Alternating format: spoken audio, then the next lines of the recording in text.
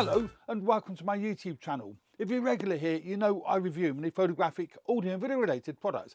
Well, today we're taking a look at a lens that I purchased a few years ago for my Sony E-mount cameras, the A6700, 6600. Well, the 6700 was now a few years ago, but I got it from the APS-C Sony cameras, and it is the Sigma DCDN 18 to 50 f2.8 lens, and that is the Sony version. Well, since I've been using Fuji cameras, particularly my XS20 that I have here, and I'm filming on my XH2 over there, I've actually got my Tamron 17 to 50 f2.8 lens fitted to my XH2 today, but I went out and purchased the exact same lens, i.e.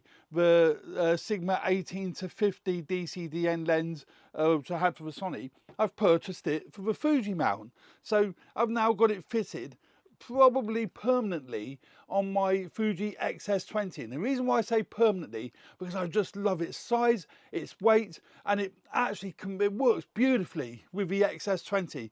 And you can see here the grip is lovely on the XS20. This is a perfect combination, a perfect lens as a standard kit lens really, and it's really good value. Here in the UK you can get it for anything from between 450 to 500 pounds. I bought this one used, got it quite a bit cheaper, and it is a beautiful lens. It does come with a lens hood, standard bayonet mount fitting lens hood, although the new Sigma 10 to 18 has a different type of lens hood, but this is a bayonet fit on this one, and it does trombone when you zoom, but not very much, only slightly, and it is a constant f2.8 aperture, and that's what I really like about this lens. You can take it into low light situations, and you can get really nice bokeh. And f2.8 is actually nice bokeh as opposed to, you know, a sort of aggressive bokeh. So you can use this as a portrait lens, particularly if you're shooting at the 50mm end. Now, 18 to 50 is about 27 to 75 in full frame terms. So that's a nice combination from wide angle, certainly not ultra wide angle for your landscapes, your architecture, even family shots, through to a short telephoto, or I would class it as a portrait style lens. It's 75mm, and that's a lovely portrait end. Or if you just need to get that little bit tighter, you can't get closer because you can't walk closer, maybe you want to use it as a a slightly telephoto lens. So it's a good standard kit lens to use on your camera body, and that's why I'm going to keep it on my XS20. Likewise, the Sony version, the Sony E-mount version, is great on the A6700. I'm using it today. I'm using my 6700 today with the 30mm Sigma f1.4 lens, because I've got that even creamier bokeh in the background as this close-up shot. So I get that lovely separation between myself and the background. And I think that is beautiful. I really do like that. Now, the lens is the same as the E-mount. It has got weather sealing, so you've got a little rubber gasket on the mount of the lens to help with weather sealing, it's more weather resistant than weather sealing. So it is a little rubber gasket to help against dust and rain and moisture and that kind of thing. And it's got no other controls on this lens apart from a focus ring. So you've got your focus ring around the closest to the body of the camera. So you've got a little focus ring there, and you've got your zoom ring. So there's no fancy frills, there's no autofocus, manual focus switch on the lens. It's bare bones, but that does actually keep the cost down of manufacturing. And I think it keeps it as a nice compact size lens. There is no image stabilization in the lens. Again, the same as the E-mount version, they're both identical.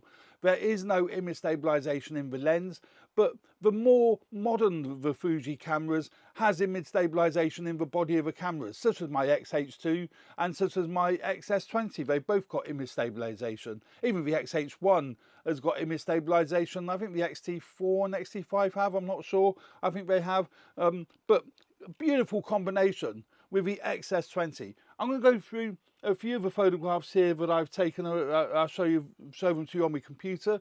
I would highly recommend you take a look at them on my Flickr page. That would be a more sensible thing to do. I'll leave a link to that in the description of this video. Then you can take a look at them there, and then you can see, you know, much better at your own leisure how lovely the images are that come from this lens. I will also be doing a direct comparison between the two versions. So I will be doing the comparison between this one on my Sony a6700, so you can see what that's like, against this one on the XS20, and I'll be photographing the same subjects. They're both 26 megapixel sensor cameras, so in theory the results should be pretty much indistinguishable. What I think we ought to do now is take a look at these images. A lot of these images have been shot at f2.8 because that's the beauty with this lens. You can shoot at f2.8 through its entire range. So we'll take a quick look at them here, not in any particular order, but as I say, take a look at them on Flickr. I'm actually running them in Lightroom today. I do tend to use Luminar Neo a lot. I tend to use Capture One.